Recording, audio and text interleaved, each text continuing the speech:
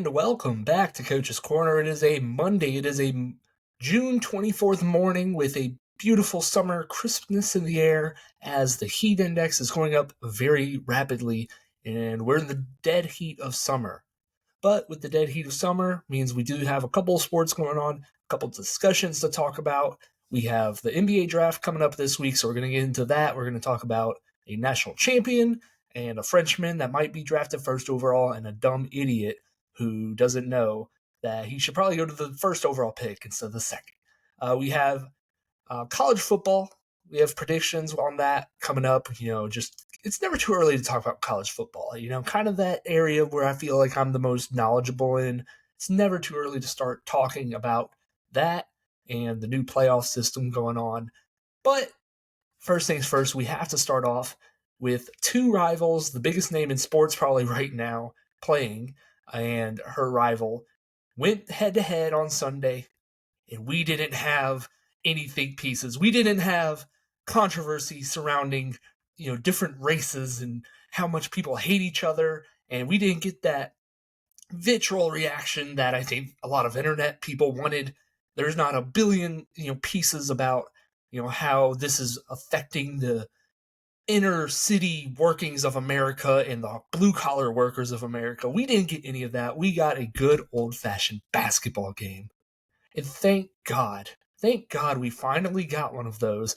We didn't get, dissecting each and every interaction that two players had.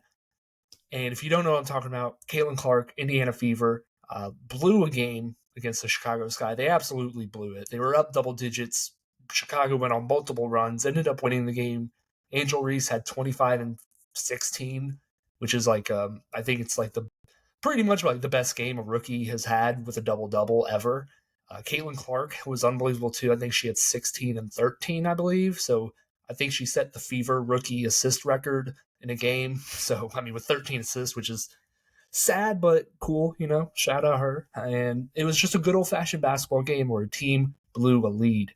And, a lot, like I said, a lot of people wanted this probably to be some, monumental, challenging of the, white versus black, this, that, and the other. And because people just love to, make everything about that with these two players specifically.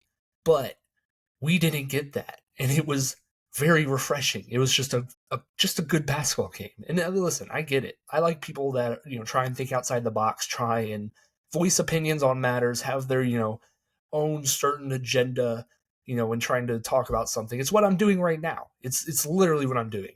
But, it's just, I feel like we don't have to add on to the same topic that we've been talking about for so long. And we can finally appreciate the basketball that happened. Because I feel like it's anytime Caitlin Clark, something happens with her during this season, it's been just this and news hour. Like, we shouldn't have these political channels covering Caitlin Clark. They just shouldn't be. Her name just should not be on those channels. Just be on ESPN.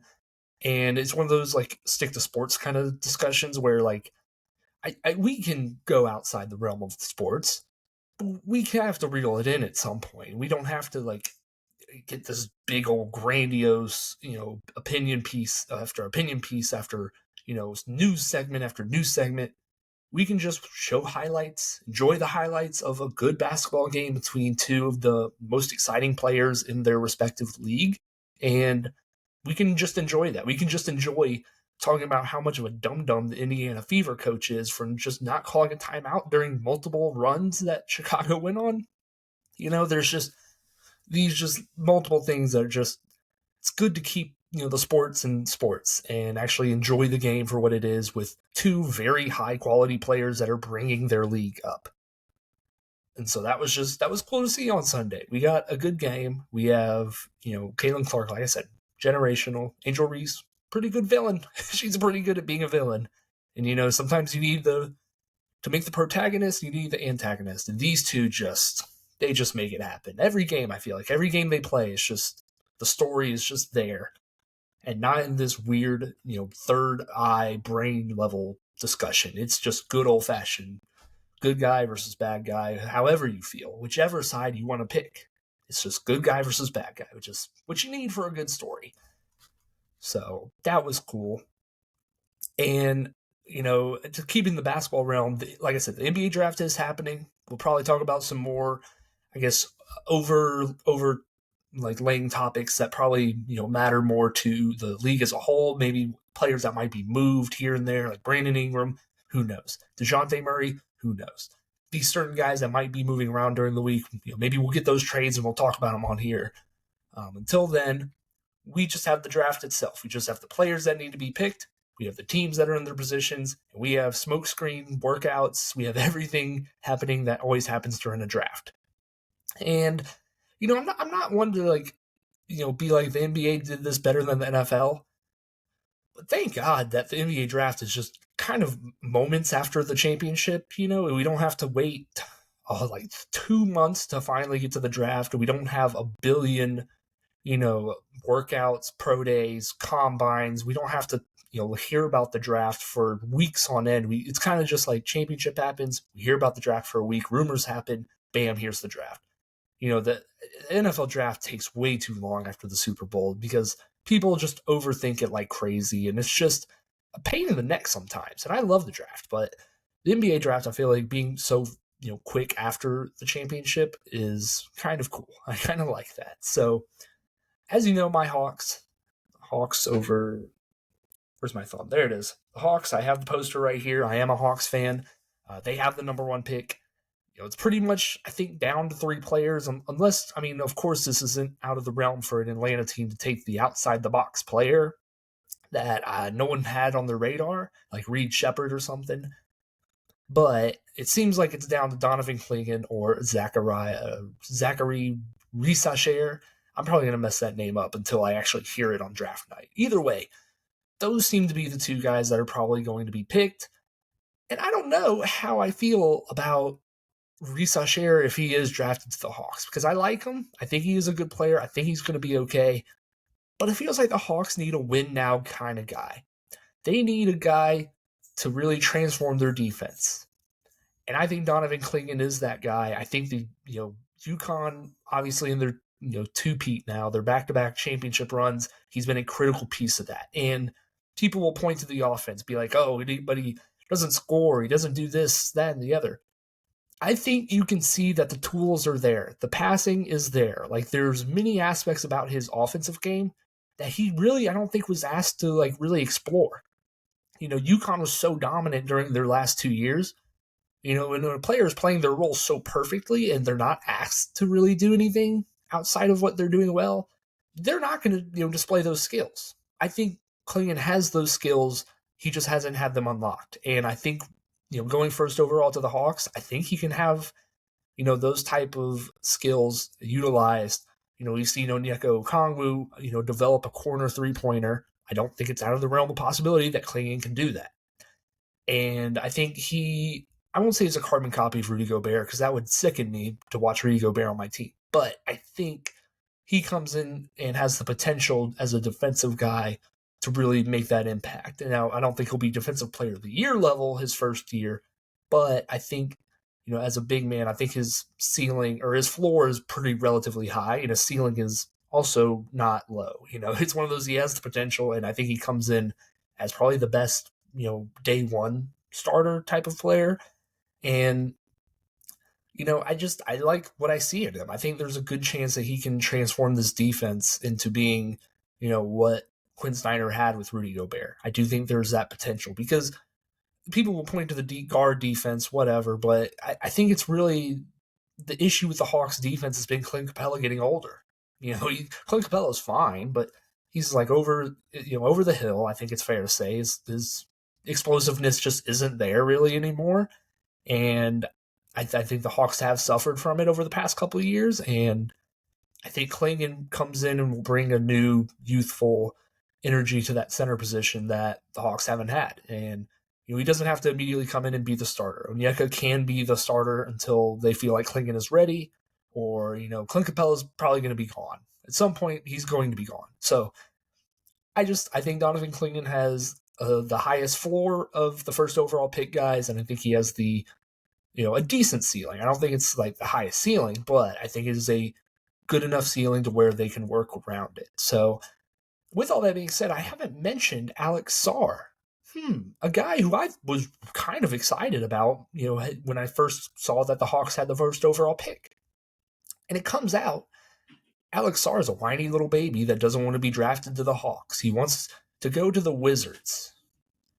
Just one of the more idiotic moves I've ever heard a player. I'd want to go to the Wizards. That is what Alex Sarr is basically saying through his agency, through his representation that doesn't want him to go number one overall. He hasn't worked out with the Hawks, is what the report is, and he'd rather have more offensive touches in Washington with Jordan Poole and Kyle Kuzma. Sure, buddy. Sure. You go enjoy Washington.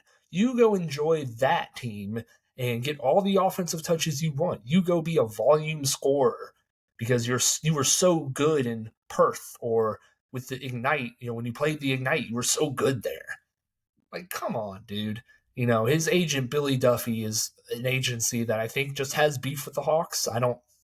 Represents Al Horford, which is about when he left Atlanta and went to, Boston. Whatever.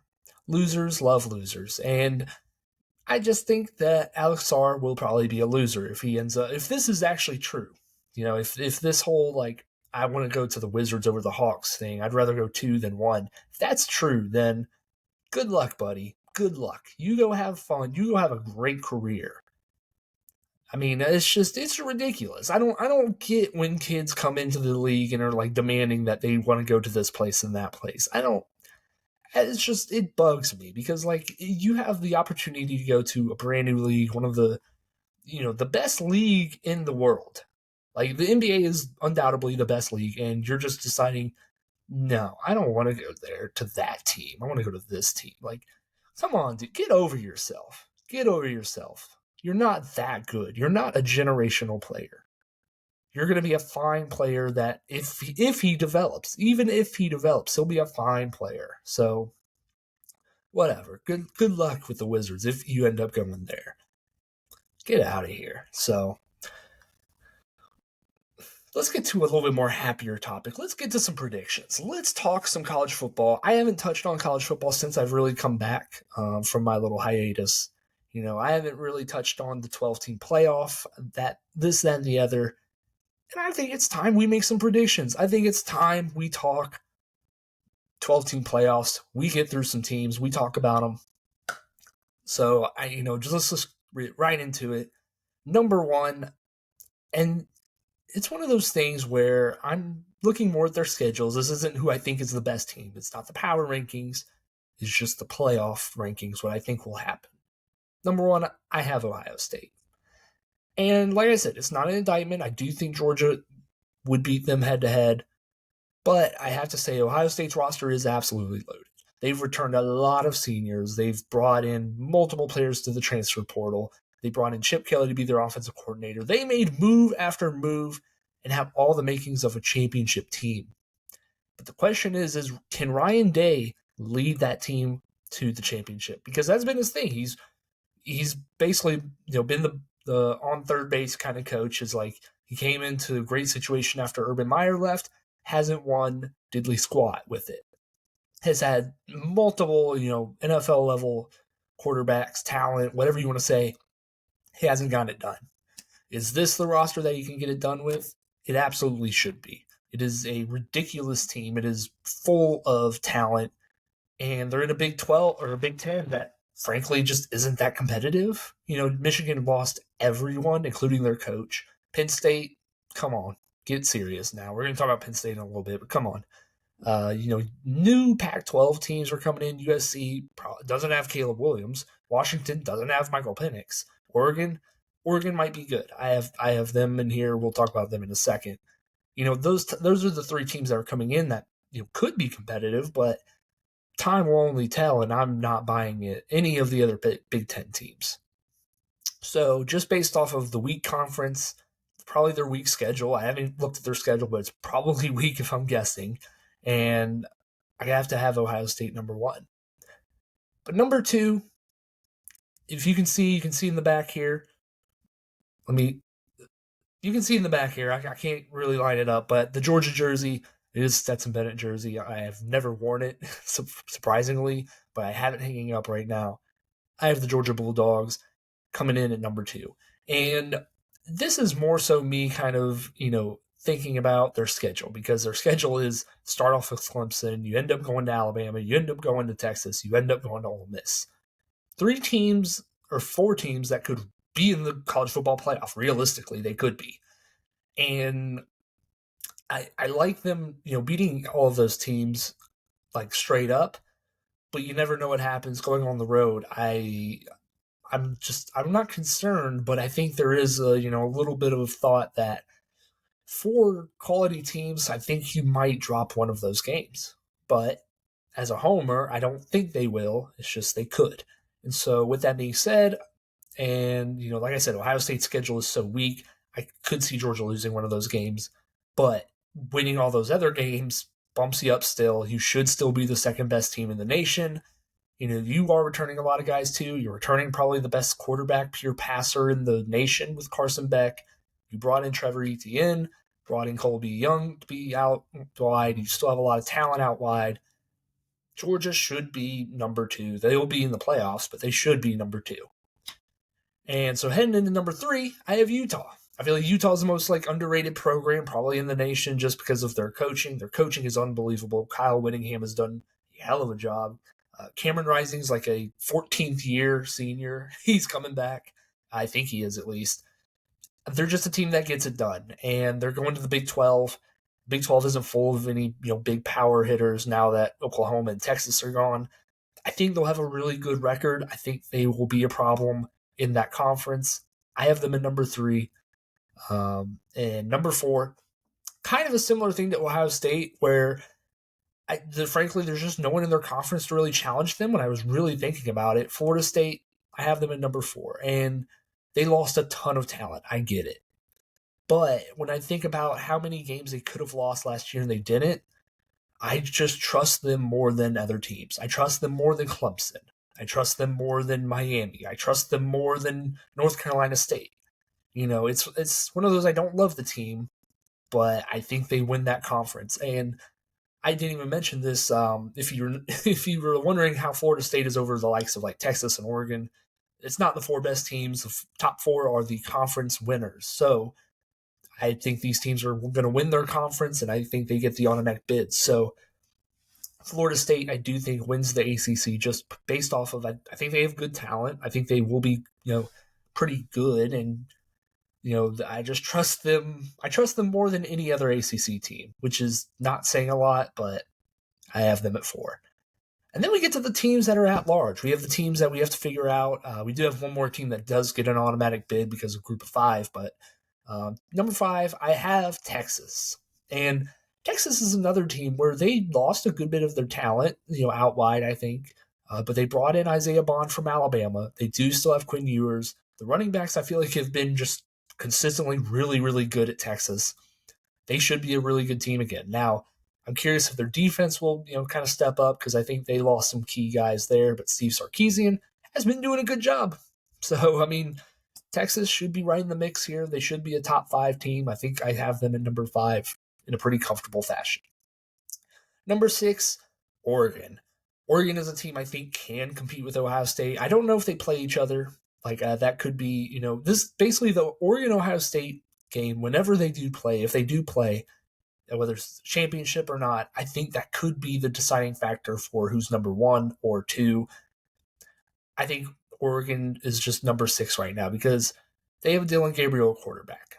I like Dylan Gabriel. I think he's a good quarterback. I'm not sure that I trust him, to go on the road to beat teams like, that they'll face like Washington or Michigan. I don't know if I trust him going into any, raucous environment and winning a game, but I do like him. I think he will provide a stable kind of production at quarterback that will make Oregon a competitive team. Number 7, I have Notre Dame. Notre Dame brought in Riley Leonard from Duke.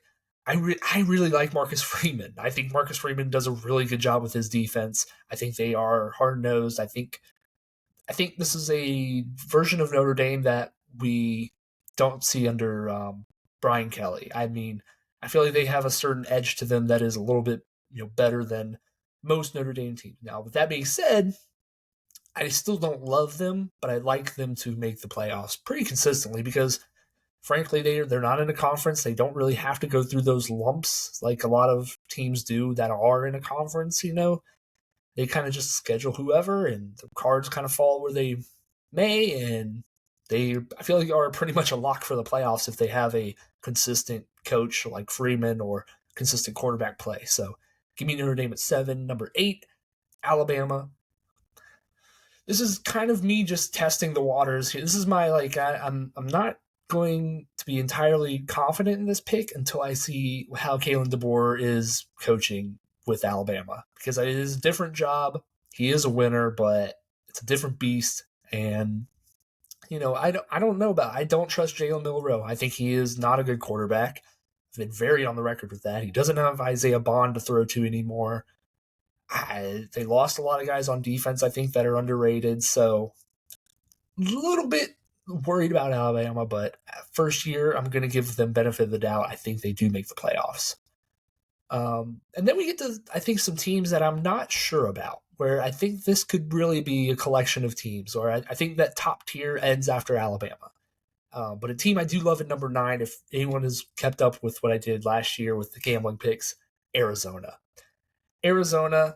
I have them at number 9. They were unbelievable last year. Really, they competed. I don't know if they beat. I forget if they beat Oklahoma in that bowl game or not, but they were kind of silent monsters in the Pac-12 that were coming. They offensive play was really good, or their quarterback was kind of, they flip-flopped, but they were really good. I don't know. There's something about Arizona that really just draws me to them. And I think they have a lot of talent. I think they'll do well in the Big 12 in their first year. And that, like I said, it's a conference that I just don't really know who's going to rise up. I'm betting on Arizona to rise up because of how good they were last year. They were good to me money-wise. I'm going to be good to them respect-wise. Number 10, I have Ole Miss. Ole Miss has dominated the transfer portal, I think, this offseason. I think they were the most improved team with the transfer portal. I like Jackson Dart coming back. I think he's improved every year. I don't trust him, but I like him more than I did 2 years ago, let's say. Losing Judkins to Ohio State hurts, but I feel like Lane Kiffin consistently gets good offensive talent. Trey Harris outside as a wide receiver is really talented. Like I said, transfer portal defense is basically what they're going to run out there. Hopefully they'll be better than what they have been on defense. Then number 11 is a team I mentioned earlier that I hate. I absolutely hate picking this team, but I'm going to pick them. Penn State, number 11. This is like consistently where they kind of hover around is number 11. Like they're good, but they're not great. Their offense is, I think, very, very frustrating to watch. They're lucky Iowa's in their conference. Otherwise, I feel like people would be talking about the Penn State offense, not in a similar fashion, but they'd be looking at Penn State a lot differently if Iowa wasn't in that conference. Penn State, they recruit well. They always do. James Franklin always has loaded rosters, but what does he do with it? Diddly squat. They never beat Michigan. They never beat Ohio State. Hell, they never beat Michigan State sometimes, when Michigan State's good. Now, they're not, but Penn State is kind of a very goofy program to me, but I do think that they're a top 12 team consistently, but they're normally around 12. I think they are better than Michigan this year. I think it'll be growing pains for Michigan, but I think Penn State will be just good enough to squeak in that last spot. Then number 12, we have the group of 5 team. We have many teams to pick from. Tulane has been trending really well. You have Boise State, who I think is really underrated most of the years, obviously. App State is another team. They kind of consistently hover, and any ACC team that schedules them is a dum-dum, but hey. But the team I have group of 5 is Memphis. Memphis has been one of those teams that's also just been playing really good these past couple of years. They've kind of been hovering around that Houston, SMU area, but now that Houston and SMU are in conferences, that opens the door for a team like Memphis to squeak in and make it into the 12-team playoff. So with all that being said, like I mentioned, top 8, I feel really good about. The last 4 I like, but I don't love. And with that being said, I feel like there are some teams that I missed that are going to make certain fan bases upset. But Michigan, the defending champs, like I said, they lost so much talent. They do have still a couple of guys. They still have Donovan Edwards. I don't believe in the quarterback, and I got to see how this head coach does without Jim Harbaugh. being in the shadows at least. Clemson, another team, ACC obviously is weak. I feel like Clemson can dominate that conference, but I don't. Kate Klubnik is that is my number one. I don't trust him. Kate Klubnik, I think, is not good at football, and I don't think he will be anywhere. I think he's probably just a good dude who plays quarterback good enough. I don't think he's going to lift Clemson to higher levels. LSU has been slowly coming on with Brian Kelly. They don't have Jane Daniels. They don't have Malik Neighbors. They don't have Brian Thomas. I think losing your top three playmakers on offense is an issue. And I think growing pains will happen with LSU. Maybe next year. They're not – this upcoming season, I don't see them making it, but maybe the year after that they'll have a guy developed at quarterback, and LSU could be in the mix. Tennessee. Tennessee is a controversial team just because I feel like they're Tennessee. They kind of have that label. It's like we're coming, but we're not. Ayo. I like Nico Iamaleva. I want to say that's his last name. He has a funny last name. Nico, I like him. I feel like he has a good throwing motion. I feel like he is developing well at Tennessee, and he'll have a good grasp on that offense. But I don't see them, beating other quality SEC teams like on the road and stuff. So. Then Oklahoma in their first year in the SEC, I think there will be growing pains for them as well as they kind of figure out the recruiting space. But, I think they'll have a good team, a good defense at least with Brett Venables. And then kind of a wild card team that, most people probably wouldn't think about, Kansas. Kansas has a great quarterback room with Jalen Daniels, I want to say. Either way, Daniels is a really good quarterback for Kansas. He stayed there. Lance Leopold is one of the best coaches probably that's going to get big-time job. If one of these big-time programs fire their guy, he's going to be right up there. So Kansas is a good team in the Big 12. I think they are probably the best original Big 12 team that's, like I said, not a Pac-12 team basically coming in. I like Kansas a lot. But regardless, that will do it for me. A little bit of a long-winded segment that ended it out there, but I have to talk college football. I love college football. I had to do it. So a little bit longer episode than usual, but that's okay. If you do like the episode, if you did like what I talked about, make sure you check me out on social medias, just any places that I might be posting clips and stuff. I am out there, but make sure you subscribe to the pod on wherever you listen to that, on YouTube, to watch me in my tank top after I work out and with my jersey in the background. I try and change it every show, but we'll see.